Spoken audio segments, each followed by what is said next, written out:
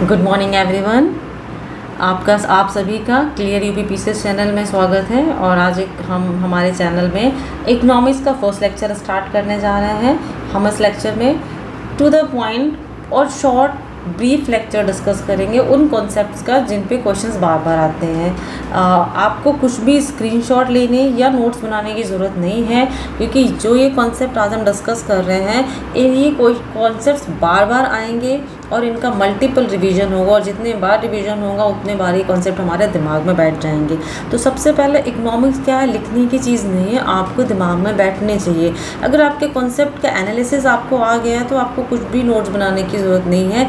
At least pre के लिए तो आपको कुछ भी नोट्स बनाने की ज़रूरत नहीं है। और अगर आप एनालिसिस कर पाते हैं कॉन्सेप्ट्स का तो मेंस भी आपको लिखना बहुत आसान हो जाता है। चलिए स्टार्ट करते हैं। तो इकोनॉमिक्स स्टार्ट करने से पहले कुछ चीज़ें कॉन्सेप्ट्स में होते हैं जिनको क्लियर करना बहुत ज़रूरी होता है, क्योंकि इनका यूज़ हम इकोनॉमिक्स में मल्टीपल टाइम देखते हैं। तो सबसे पहला जो हमारा है इकोनॉमिक्स, तो किसी भी नेशन की इकनॉमी में सबसे ज़्यादा किसका कंट्रीब्यूशन होता है? इकनॉमी का मतलब होता है कंज्यूमर होना चाहिए, प्रोड्यूसर होना चाहिए, और उसको रेगुलेट करने के लिए कोई ना कोई गवर्नमेंट होना चाहिए।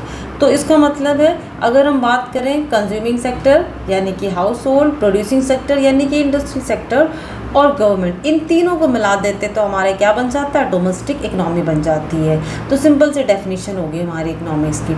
उसके बाद अगर हम इसमें एक्सटर्नल यानी कि रेस्ट ऑफ द वर्ल्ड भी इंक्लूड कर देते हैं तो ये इकनॉमी कैसी हो जाती है? इंटरनेशनल हो जाती है। तो दो डेफिनेशन हमने पहले याद कर दिया, what is domestic economy and what is international economy, जो कि आपको मैंने एक सिंपल से चार्ट के फॉर्म में डिफाइन किया। आपको कुछ भी लिखने की ज़रूरत नहीं है। अगर आप इसका मल्टीपल रिवीजन या आप दिमाग में चीज़ों का एनालिसिस करते चलेंगे तो आपको ऑटोमेटिकली चीज़ें याद हो जाएंगी, क्योंकि इकोनॉमी क्या है वो हमारी डेली लाइफ में यूज़ में होती है और हम उसको देखते हैं, बस थोड़ा सा हम उस पर फोकस करना है। चलिए स्टार्ट करते हैं। तो इसमें कंज्यूमिंग सेक्टर यानी कि हम हाउस होल्ड की बात करें तो, और ये प्रोड्यूसिंग सेक्टर को कुछ भी प्रोड्यूस करना है तो उसके लिए कंज्यूमिंग सेक्टर उसको क्या प्रोवाइड करता है? फैक्टर सर्विसेज में क्या आता है? याद कीजिएगा इसको बहुत ध्यान से, क्योंकि इस पर रिलेटेड क्वेश्चन आ जाता है। कंज्यूमिंग सेक्टर प्रोड्यूसिंग सेक्टर को फैक्टर सर्विसेज देता है। फैक्टर सर्विसेज का मतलब होता है लैंड, लेबर, कैपिटल, ऑर्गेनाइजेशन। उसके बदले प्रोड्यूसिंग सेक्टर क्या देता है कंज्यूमिंग सेक्टर को? Goods and services. यहाँ तक डाउट क्लियर है? उसके बाद again producing sector consuming sector को और क्या प्रोवाइड करता है? प्रोड्यूसिंग सेक्टर कंज्यूमिंग सेक्टर को क्या देता है? फैक्टर इनकम देता है। किस फॉर्म में रिटर्न करता है? देखिए, लैंड मिला तो क्या मिला फैक्टर इनकम के फॉर्म में? रेंट। लेबर दिया तो वेजेस। कैपिटल है तो इंटरेस्ट। ऑर्गेनाइजेशन है तो प्रॉफिट। अगर आपको क्लियर नहीं है तो मैं एक बार दोबारा से इसको डायग्राम से बना देती हूँ एक बार, आई थिंक तब आपको ज़्यादा क्लियर हो जाएगा। Wait a second.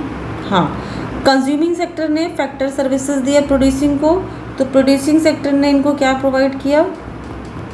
Factor income. Factor income कहाँ पर है? यहाँ पर ध्यान दीजिएगा इस डेफिनेशन को। फैक्टर इनकम किस फॉर्म में दिया? कंज्यूमर ने लैंड दिया तो वापस क्या मिला उसको? रेंट। लेबर दिया तो वेजेस। कैपिटल दिया तो इंटरेस्ट, और ऑर्गेनाइजेशन दिया तो क्या मिल गया? प्रॉफिट। उसके बदले कंज्यूमिंग सेक्टर ने क्या दिया? सीई का मतलब है consumption expenditure on goods and services. तो ये एक क्या बन गया? सर्कुलर फ्लो बन गया। यानी किसी भी इकोनॉमी में कंज्यूमर सेक्टर और प्रोड्यूसिंग सेक्टर का क्या होता है? एक सर्कुलर फ्लो चलता है। इसको दोबारा से मैं विद इन अ शॉर्ट याद कराती हूँ आपको, आप दिमाग में बैठा लीजिए, ताकि आपको पिक्चर, जब भी आप सर्कुलर फ्लो की बात करें आपके दिमाग में पिक्चर क्लियर होनी चाहिए। तो सबसे पहला पॉइंट याद करना है कि कंज्यूमर सेक्टर क्या देगा? फैक्टर सर्विसेज देगा प्रोड्यूसिंग सेक्टर को। प्रोड्यूसिंग सेक्टर उसके बदले में उनको क्या देगा? गुड्स और सर्विसेज प्रोवाइड करेगा।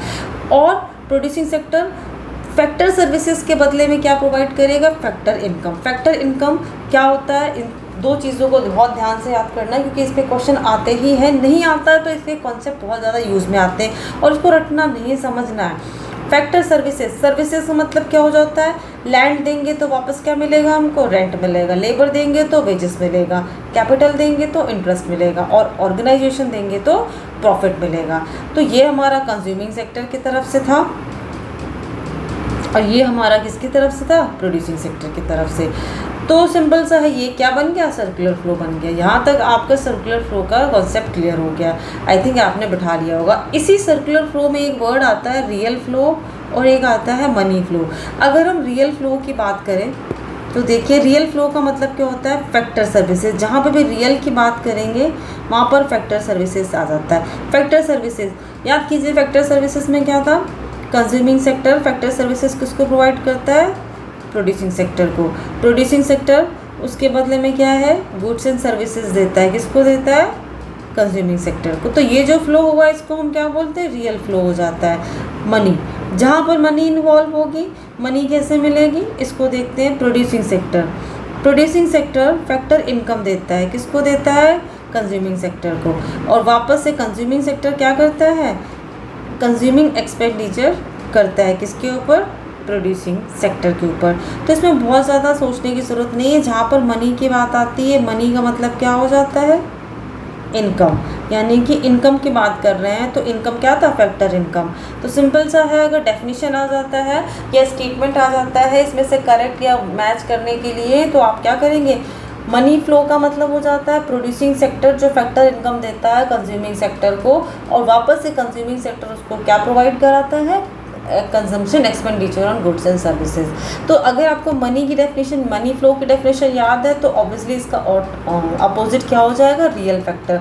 जैसे कि कंज्यूमर सेक्टर क्या करता है, फैक्टर सर्विसेज प्रोवाइड करता है प्रोड्यूसिंग सेक्टर को और गुड्स एंड सर्विसेज देता है। ये सिंपल सी दो डेफिनेशन थी जिसमें आपके दो क्वेश्चंस क्लियर हो गए। इसके बाद गवर्नमेंट का क्या रोल हो जाता है और फाइनेंशियल सेक्टर का क्या रोल हो जाता है, बहुत ध्यान से देखना है। गवर्नमेंट की बात करें, कंज्यूमिंग सेक्टर गवर्नमेंट को क्या पे करता है, टैक्स।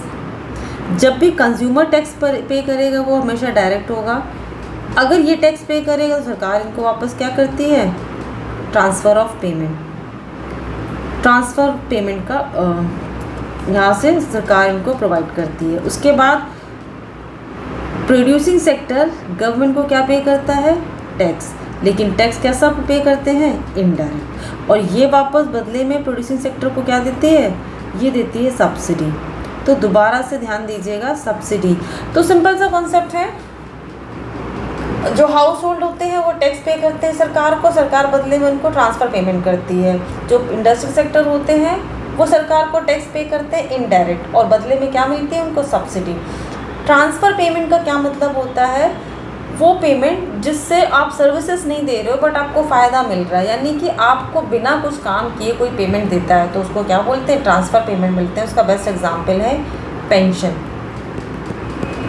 उसके बाद फाइनेंशियल सेक्टर, अब आप खुद एनालिसिस कर सकते हैं कि फाइनेंशियल सेक्टर का कंज्यूमिंग सेक्टर और प्रोड्यूसिंग सेक्टर के बीच में क्या रोल होगा। फाइनेंशियल सेक्टर का मतलब हो जाता है बैंक। चलिए देखते हैं, कंज्यूमिंग सेक्टर क्या करेगी, बैंक में अपना सेविंग डिपॉजिट करेंगे तो वापस से उनको क्या मिलता है, इंटरेस्ट मिलता है, यानी कि फ़ायदा। उसके बाद प्रोड्यूसिंग सेक्टर क्या करेगी, वो इनसे लोन लेंगे, और लोन लेंगे तो वापस से क्या देंगे, ये इंटरेस्ट पेमेंट करेंगे। तो ये कॉन्सेप्ट होता है, अगर बैंक है इनके बीच में तो एक यहाँ पर सेविंग जमा करेंगे और ये इनके बदले इनको क्या मिलता है, इंटरेस्ट मिलता है। ये यहाँ से लोन लेंगे तो ये इनको वापस से क्या मिलेगा, इंटरेस्ट मिलेगा। ये हो जाता है हमारे सेक्टर के बीच में कनेक्शन, यानी कंज्यूमिंग सेक्टर का प्रोड्यूसिंग सेक्टर और गवर्नमेंट के साथ क्या रोल है और फाइनेंशियल सेक्टर के साथ क्या रोल है। ट्रांसफ़र ऑफ पेमेंट की डेफिनेशन का मतलब हो जाता है पेंशन या scholarship.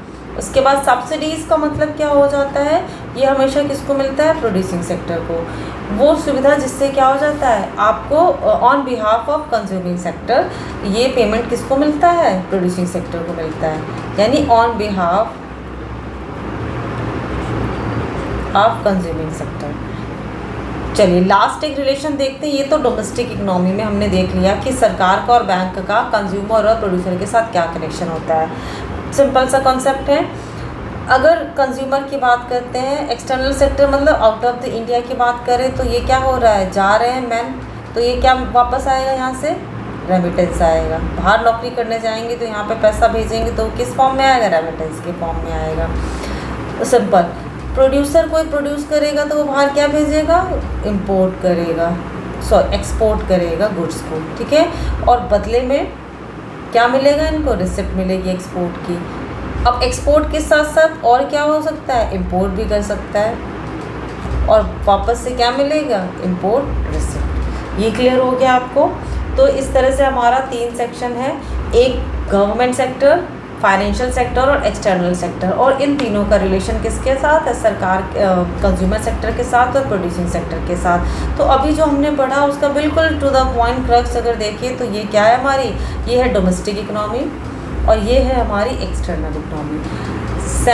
Consuming sector, producing sector, financial sector, government sector, ये सारे मिलकर क्या बन जाते हैं? Domestic economy.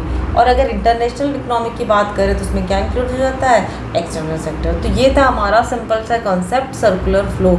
आई थिंक आपको अब इसमें कोई डाउट नहीं होगा, आपको कुछ भी नोट्स बनाने की ज़रूरत नहीं। मैं फिर से बोलूँगी, आप सिर्फ इस कॉन्सेप्ट को जो मैंने पढ़ाया है इसको सिर्फ अपने दिमाग में एक बार गो थ्रू कर लीजिए, आपको तुरंत याद हो जाएगा। और आगे आने वाले जितने भी कॉन्सेप्ट हैं उनमें फैक्टर इनकम और फैक्टर सर्विसेज का बहुत यूज़ होगा।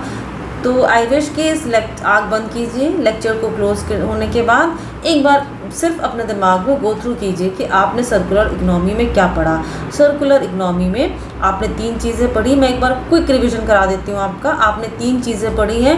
हमारी इकोनॉमी में कंज्यूमर होता है, प्रोड्यूसर होता है और गवर्नमेंट होती है, अगर हम डोमेस्टिक इकोनॉमी की बात करें। और इन तीनों का कनेक्शन क्या होता है, एक बार अपने दिमाग में एनालिसिस कीजिए, आपको सारी चीज़ें याद आ जाएंगी। उसके बाद डोमेस्टिक के बाद इंटरनेशनल इकोनॉमी में कौन आ जाता है? एक्सटर्नल सेक्टर आ जाता है। तो एक्सटर्नल सेक्टर का कंज्यूमर सेक्टर और प्रोड्यूसर सेक्टर के साथ क्या कनेक्शन है, एक बार दिमाग में पॉइंट कीजिए, आपके दिमाग में पिक्चर क्लियर हो जाएगी।